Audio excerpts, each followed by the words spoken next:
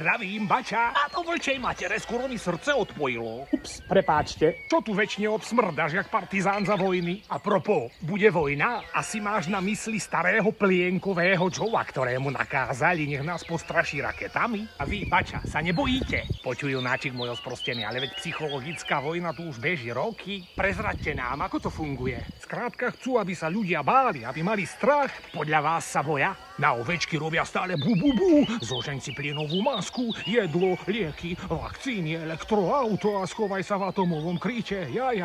A aké používajú metódy? Salamovou metódou nám ukrajujú zo slobody a zavádzajú digitalizáciu. Vy si čo myslíte, vás hore tu na lazoch sa dotkne digitalizácia? Počuj, Jonáčik, ja ich mám všetkých na háku, ja tu nemám ani pevnú linku, jaká digitalizácia. A vidíte aj nejaké riešenie? Riešenie je jednoduché, ale to by ovečky museli zborovo povedať nesúhlasíme.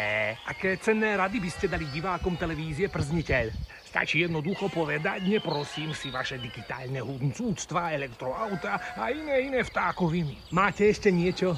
Alebo keď stojím v obchode, idem ma poraziť, ľudia tam stoja pri tej elektronickej pokladni a vytvárajú radu. A nie toho barána, čo by zavelil. Prosíme si pokladničku. Také je to jednoduché. No a ako to už býva zvykom, na záver by ste mohli odkázať nejaké posolstvo. Na záver jedna múdrosť do televízie. Láska hory prenáša a ľudia majú obrovskú silu, preto dokážu všetko.